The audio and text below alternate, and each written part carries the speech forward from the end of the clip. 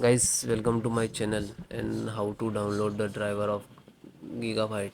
So first you have to come to this site gigabyte.com and then search and then enter your model number of your motherboard which is downloaded and then hit enter B86 D2H.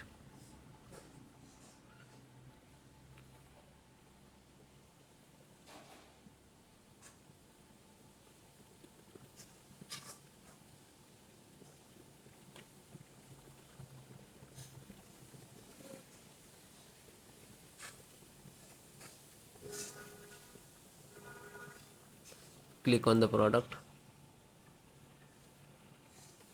click off the title here,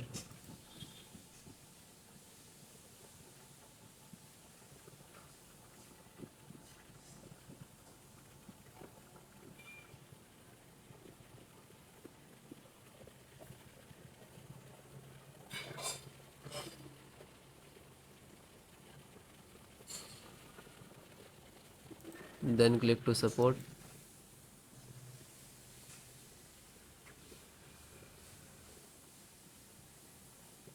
Then select operating system Windows 10 and 11.